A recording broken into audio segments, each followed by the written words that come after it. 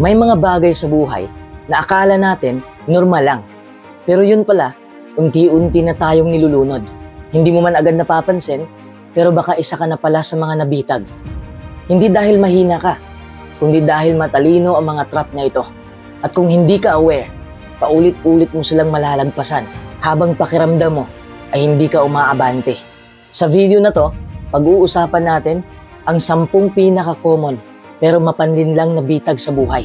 At ang goal ko, simple lang, para pag natapos mo to, mas magiging malinaw na sa'yo kung alin sa mga to ang dapat mo nang takasan bago ka tuluyang maubos. Number 1. Trap ng overthinking. Alam mo yung pakiramdam na kahit wala namang nangyayari, pagod na pagod ka na. Parang may bigat sa dibdib, may gulo sa isip, at kahit anong gawin mo, parang hindi ka makakilos. Yan ang bitag ng overthinking. Isa to sa mga pinakatinik na trap sa buhay. Kasi tahimik siya, pero nakakasakal. Hindi mo siya agad mararamdaman, pero ramdam mo yung epekto niya sa bawat parte ng araw mo.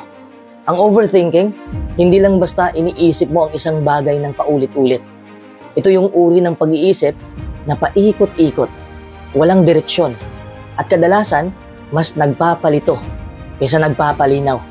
Parang may boses sa loob ng utak mo na laging may tanong, laging may duda, laging may what if. At kahit ilang beses mo nang sinubukang sagutin, hindi siya natatahimik. At ang problema sa trap na ito, hindi lang siya nakaka-drain mentally, nakaka-apekto rin siya sa desisyon mo, sa emosyon mo, at sa buong pagkatao mo. Hindi ka makapag-desisyon agad kasi palagi mong iniisip ang lahat ng posibleng mangyari. Hindi ka makatulog ng maayos kasi paulit-ulit mong binabalikan sa isip mo yung mga nangyari. Hindi ka makapag-move forward kasi natatakot kang magkamali. At habang tumatagal, hindi mo namamalayang hindi ka na talaga gumagalaw. Hindi rin totoo na kapag mas iniisip mo ang isang bagay, mas maayos mong mariresolba ito. Minsan, kabaliktaran pa. The more you overanalyze, the more ka pang natatali. Kasi sa bawat tanong mo, may bagong tanong. Sa bawat duda mo, may bagong pangamba. At bago mo pa man magawa ang isang hakbang, nauubos ka na ng isip mo. Ang overthinking din, may kakambal, self-doubt. Kapag paulit-ulit mong kini-question ang sarili mo, unti-unti kang nawawala ng tiwala. Nagiging bihag ka ng sariling utak mo. Hindi ka makapaniwala sa sarili mong kakayahan kasi palagi mong iniisip na baka mali ka, baka hindi ka enough, baka hindi ito ang tamang timing.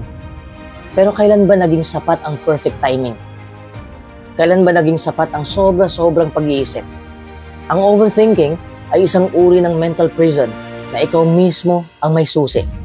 Pero natatakot kang gamitin kasi iniisip mo pa rin kung ano ang mangyayari pag binuksan mo na. Pero ang tanong, hanggang kailan mo hahayaan ang sarili mong makulong sa mga bagay na hindi pa naman nangyayari? Hanggang kailan mo i-standby ang buhay mo sa baka, sa paano kung, sa kung ganito? Number 2, trap ng toxic relationships. Isa sa pinakamasakit pero pinakakaraniwang bitag sa buhay ay yung manatili sa isang relasyon na matagal mo nang alam na hindi na nakakabuti sa'yo. Relasyon man yan sa kaibigan, sa karelasyon, o kahit sa sariling pamilya, mahirap umalis kapag puso na ang sangkot. Kasi kahit nasasaktan ka na, may parte pa rin sa'yo na umaasa na magbabago pa ang lahat. At dito pumapasok ang bitag. Kasi ang toxic relationship, hindi palaging halata. Minsan tahimik lang siya, kahit hindi ka sinisigawan, kahit hindi ka naman sinasaktan, pero pakiramdam mo, unti-unti kang nauubos. Hindi mo na kilala ang sarili mo. Wala ka nang ganang gawin ang mga bagay na dati mong kinagigiliwan. Lagi kang nangangapa. Lagi kang may takot. Laging may guilt. Laging may tanong sa sarili kung sapat ka ba. Kaya mo siya tinitiis kasi iniisip mo, mahal ko naman siya. O kaya, may pinagsamahan kami. At minsan, iniisip mo pa na baka ikaw pa ang may mali. Dito nagsisimula ang cycle. Paulit-ulit kang nagpapatawad, paulit-ulit mo nilulunok ang sama ng loob, hanggang sa makakalimutan mo na kung ano talaga ang deserve mong maramdaman sa isang relasyon. Ang tunay na pagmamahal, hindi lang dapat nararamdaman. Dapat nakikita mo rin. Nakikita sa respeto, sa pag-unawa, sa suporta, at sa pag-alaga sa emotional space mo. Kapag ang isang relasyon ay ginagawa kang maliit, kapag ikaw ay natutong manahimik na lang para iwas gulo, kapag unti-unti mo nang sinasakal ang sarili mong boses, hindi na yun pagmamahal. Yan ay bitag. At kung hindi ka magiging honest sa sarili mo, baka mamalayan mo na lang. Taon na ang lumipas, pero ikaw pa rin ang laging umiintindi. Ikaw pa rin ang nauubos. At ikaw pa rin ang walang kapayapaan. Ang totoo, hindi lahat ng relasyong pinili mong pasukin ay relasyong kailangan mong panindigan. Minsan, ang tunay na lakas ay nasa kakayahang bumitaw para sa sarili mong kalayaan. Number 3, trap ng people pleasing. Isa sa mga pinakamapanglinlang na bitag sa buhay ay ang people pleasing. Yung parang mission mo na mapasaya ang lahat, makuha ang approval ng lahat, at hindi mabigo ang kahit sino. Sa una, mukha itong kabutihan, mukhang malasakit, mukhang pagiging mabuting tao. Pero habang tumatagal, unti-unti mo ring mararamdaman, napapagod ka na, napipilitan ka na, nawawala ka na. Dahil sa kagustuhan mong huwag masaktan ng iba, ikaw ang nasasaktan. Sa kagustuhan mong hindi maka-offend, ikaw ang nauubos. Sa bawat oo na pilit mong binibitiwan, may parte sa'yo na napipilas. Kasi alam mong hindi na talaga gusto, pero ginagawa mo pa rin para lang walang masabi ang iba. At ang masakit, kahit anong effort mong i-please ang lahat, laging may hindi matutuwa. Laging may kulang. Laging may makakalimot sa ginawa mong kabutihan. Kaya habang pinipilit mong protektahan ang image mo sa mata ng ibang tao, nakakalimutan mong protektahan ang sarili mong kapayapaan. People pleasing is a trap disguised as kindness. Pero hindi lahat ng kabaitan ay tama.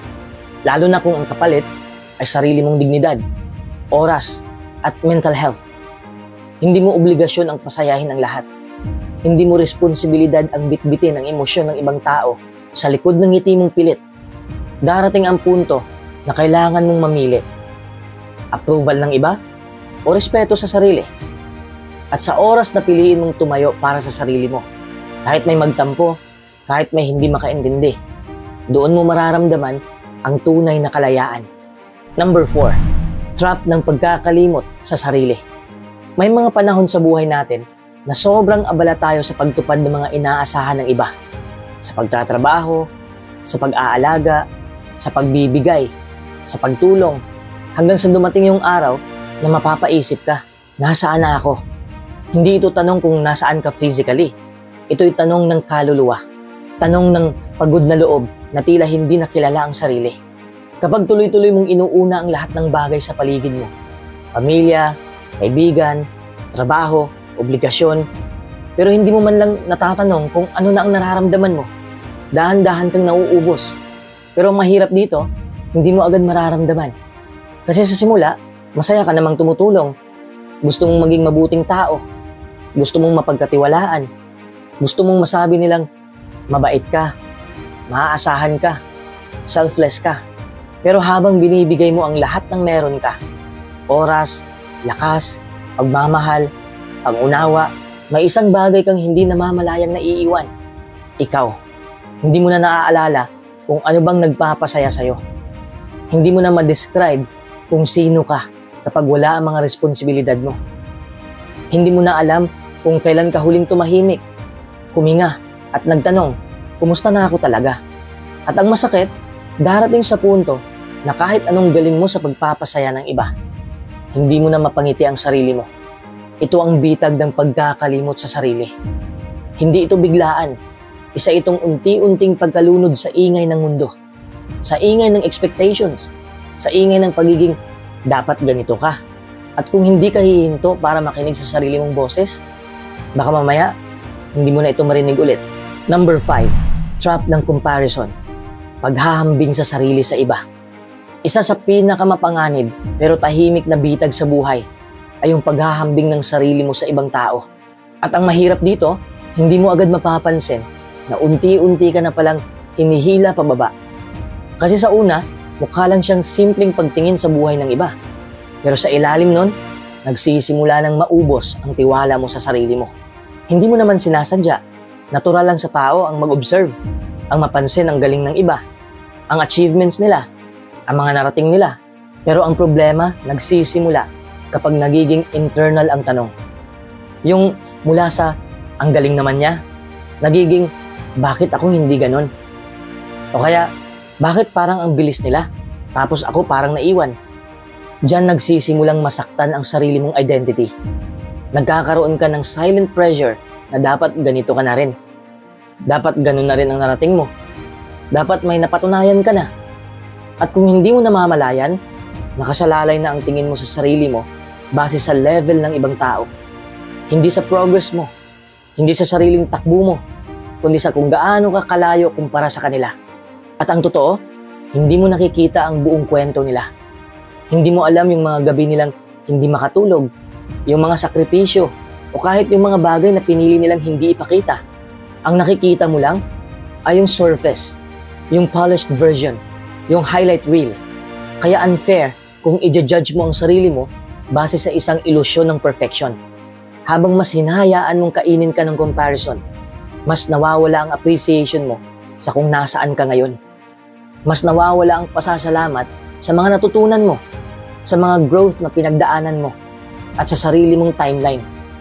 Nagiging blur lahat kasi lagi mong iniisip kung nasaan na ang iba. Akala mo inspirasyon, pero deep inside, unti-unti ka nang kinukonsumo ng inggit, ng self-doubt, ng pressure. At masakit man aminin, minsan ang pinaka-nakakapagod na laban ay yung laban sa sarili. Dahil lang sa iniisip mong kulang ka, dahil lang sa iba. Pero hindi ka kulang, hindi ka late, hindi ka behind. Iba lang talaga ang landas mo. At hindi mo kailangang maging katulad ng iba para maging sapat. Number 6, trap ng instant gratification or mabilisang sarap. Ito yung bitag na hindi mo agad mapapansin. Tahimik lang siya. Parang simpleng pagpili lang ng masarap ngayon kaysa sa mas maganda bukas. Pero habang tumatagal, hindi mo namamalayang siya na pala ang dahilan kung bakit parang paikot-ikot ka sa buhay mo. Kasi sa totoo lang, sanay na tayong makuha agad ang gusto natin. Isang click lang, may delivery ka na. Isang scroll lang, may entertainment ka na. Isang pindot lang, may instant reward. At dahil doon, unti-unti tayong nasasanay na kung hindi agad masarap, boring. Kung hindi agad comfortable, ayaw na natin. Kung hindi agad may resulta, tigil na. Pero ang hindi natin namamalayan, habang palagi tayong tumatakbo papunta sa mabilisang sarap, mas lumalayo tayo sa tunay na tagumpay. Kasi ang mga bagay na may halaga, hindi instant. Ang mga bagay na nagbibigay ng tunay na fulfillment, hindi sila dumarating kapag gusto natin. Dumarating sila kapag handa na tayo. At para maging handa, kailangan nating daanan yung hindi masarap, hindi comfortable, hindi instant. Ang trap na to, ang galing magbalat kayo. Akala mo rest lang, pero pala distraction na.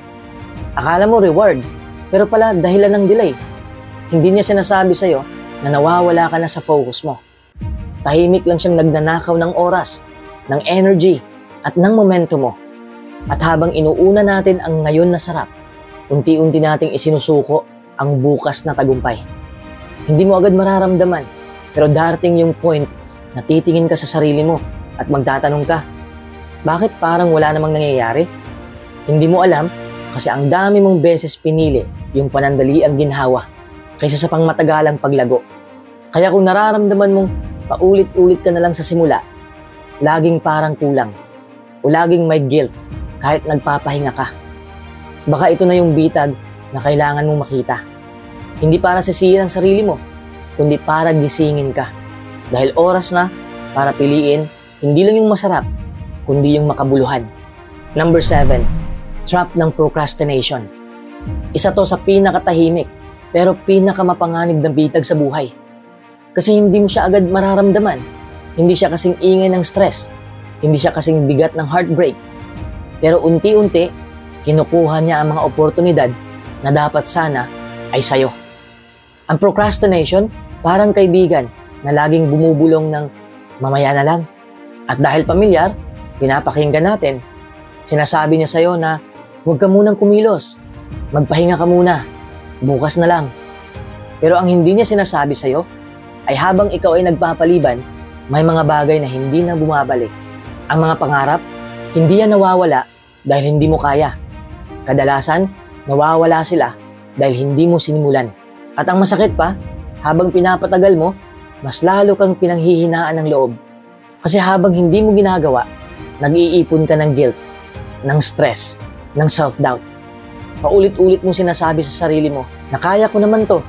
Pero araw-araw, wala kang ginagawa para patunayan yon. At darating ang araw na marerealize mo, hindi ka naman talaga tamad. Hindi ka bobo. Hindi ka walang talento. Ang naging problema lang, mas pinili mong maghintay kaysa gumalaw. Procrastination is not just about wasting time. It's about wasting potential. At habang buhay ka pa, may oras ka pa. Pero oras lang yan hanggat hindi mo pa siya pinapalipas. Kapag dumating ang panahong wala nang bukas na lang, tsaka na lang natin marirealize na ang pinaka nakakatakot na bagay sa mundo ay yung hindi mo man lang nasubukang abutin yung alam mong para sa'yo. Number 8, trap ng fear of failure. Takot mabigo. Minsan, hindi naman talaga kulang sa galing ang isang tao. Hindi kulang sa talento. Hindi kulang sa ideya. Pero bakit hindi pa rin siya umaabante? Dahil bago pa man siya magsimula, pinapatay na agad ng utak niya ang posibilidad. Nagkakaroon ng kwento sa isip. Kwento ng pagkabigo, ng kahihiyan, ng pagtingin ng ibang tao. At habang paulit-ulit mong iniisip kung paano ka pwedeng magkamali, unti-unti ka nang naniniwala na hindi mo talaga kaya. Hindi dahil sinubukan mo na, kundi dahil sinabihan mo ang sarili mo na wag na lang. Ang takot na to, minsan ay nakadisguise bilang pagiging praktikal. Pero ang totoo, hindi ito pagiging praktikal, kundi takot lang na matalo. Takot na matawag na bigo. Takot na sabihan ng, sabi ko na nga ba? Kaya mas pinipili na lang ng iba ang manatili sa ligtas, sa komportable, sa kung saan walang risk. Pero dito masakit. Habang iniwasan mo ang pagkatalo, iniwasan mo rin ang posibilidad na manalo. Dahil hindi mo pwedeng piliin lang ang safe na bahagi ng buhay, tapos asahan mong makuha ang rewards ng mga taong may lakas ng loob. Kaya kung nararamdaman mong parang may humihila sa'yo palayo sa mga pangarap mo, tanungin mo, baka hindi ka kulangan sa kakayahan ang dahilan. Baka takot lang sa pagkabigo. At ang tanong ngayon ay hindi na paano kung mabigo ako, kundi paano kung hindi ko subukan at habang buhay ko itong pagsisihan. Number 9, trap ng perfectionism. Alam mo yung pakiramdam na gusto mong simulan ng isang bagay pero laging may kulang. Parang hindi ka pa handa. Parang hindi pa sapat. Parang kailangan mo nang ayusin lahat bago ka gumalaw. Akala natin, disiplina yon. Akala natin, mataas lang ang standards natin. Pero sa totoo lang, minsan takot lang pala yon na nakadisguise bilang perfectionism. Kapag hinihintay mo ang perfect na timing, perfect na kondisyon, o perfect na version ng sarili mo, hindi ka kailanman magsisimula. Dahil sa totoo lang, walang perfect na oras, walang perfect na umpisa, at walang sino mang naging mahusay agad sa simula pa lang.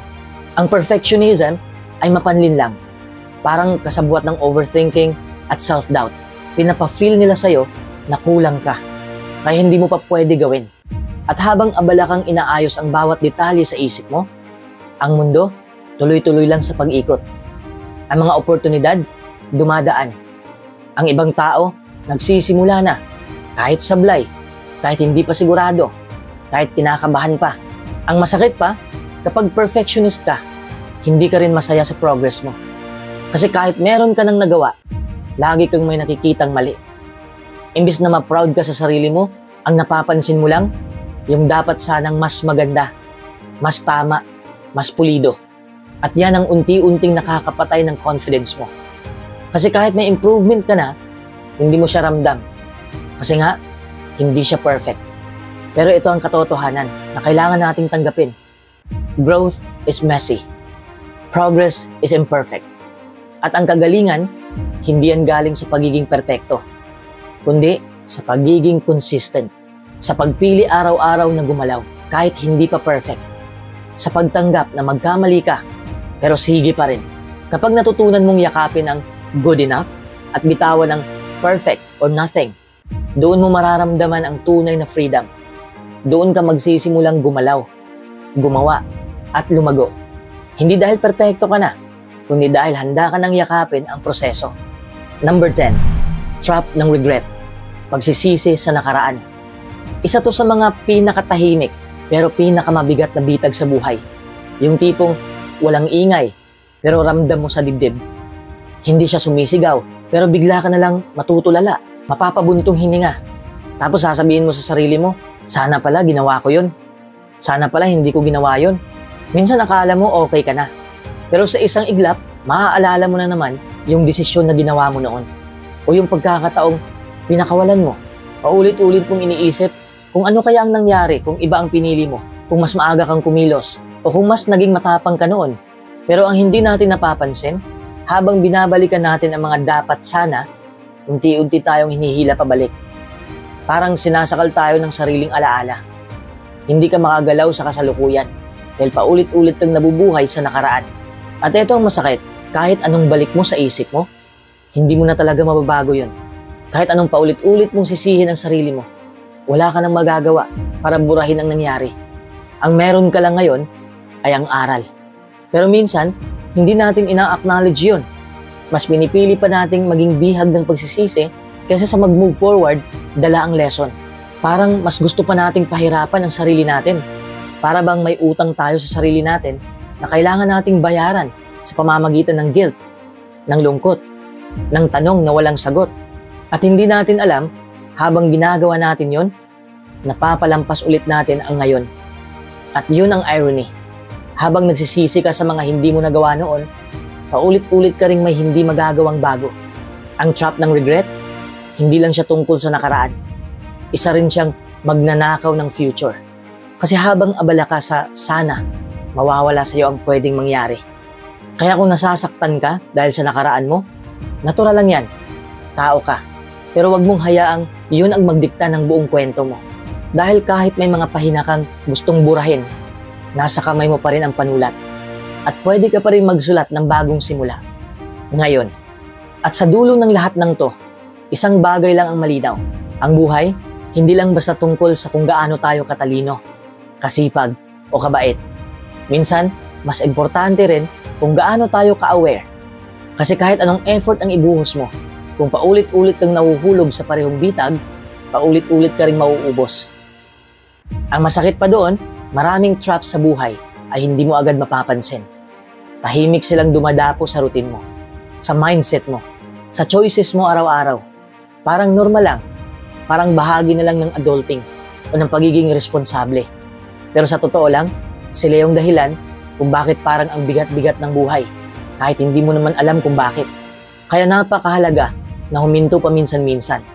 Hindi para tumigil, kundi para mag-check-in sa sarili. Para tanungin, ito bang ginagawa ko? Nakakatulong pa ba sa akin? O bahagi na siya ng trap na hindi ko namamalayan?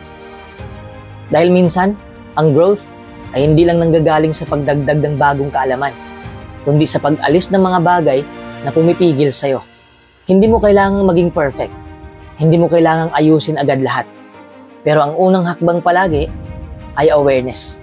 Dahil sa sandaling naging aware ka, sa sandaling na pangalanan mo kung anong trap ang meron ka ngayon, doon nagsisimula ang tunay na pagbabago.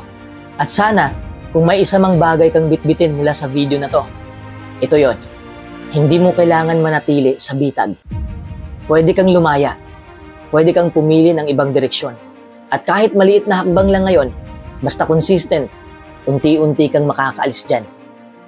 Maraming salamat kung umabot ka hanggang dulo. Sana makatulong to sa journey mo. At kung gusto mong mas marami pang ganitong real talk na usapan, nandito lang ako.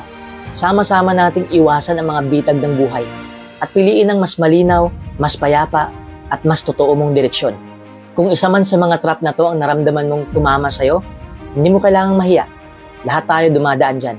Ang mahalaga, aware ka na ngayon. At kapag may awareness ka, may kapangyarihan ka ng pumili kung magpapabitag ka pa ba o lalaya ka na. Ingat ka palagi at sana piliin mong maging malaya.